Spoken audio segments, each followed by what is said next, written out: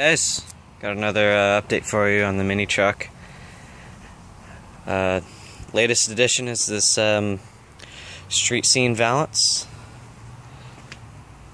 Came out pretty good. Looks alright. I plan on eventually vinyl wrapping the whole truck so that'll match with the rest of it. But I mean, it looks a lot better than it did. If you've seen the older videos, then you know what I mean. There's the wheels, I already talked about those. All the front end stuff. I think next for the front end, probably going to need a new one of these because the paint's coming off. I'm trying to think what else is new on it.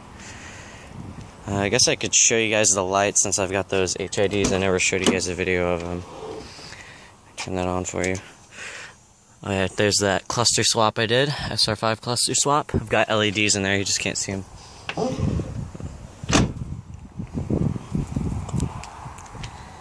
Alrighty. There's HIDs. They look super blue in the camera. They're not that blue in person, but the colors actually in person, these two actually match fairly closely. Let me give you guys a good walk around of it.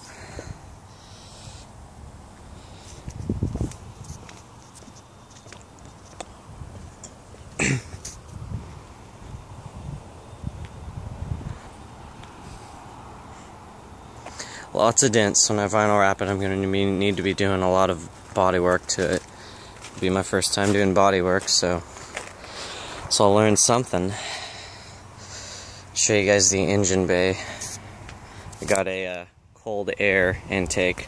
Although with these engines, I think we all know that that's a lie. Seeing as the air intake is always on the exhaust side of the engine, which is silly. Alright, engine bay for you guys. The reason I got this is mainly just like a looks thing. I like the look of this a lot better than the black plastic.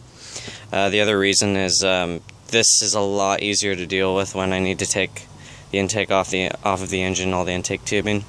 There's just less to deal with.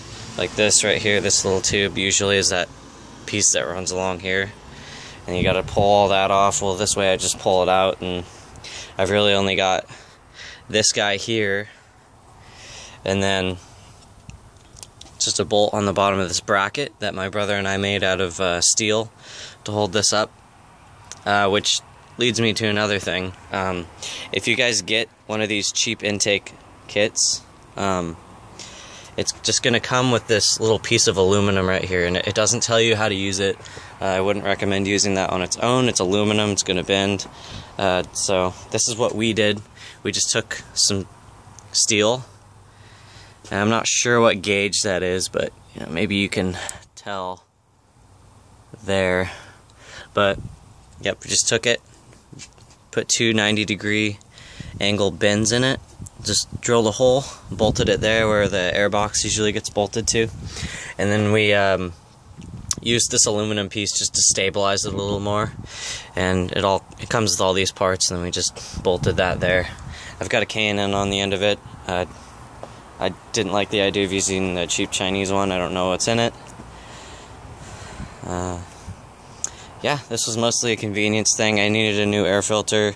The good ones were about $15, and I figured if I'm gonna get a new air filter, it might as well be a K&N, something I can reuse. But that's pretty much it as far as the engine bay goes. I cleaned it a couple weeks ago, so it's looking okay. It's closed for you.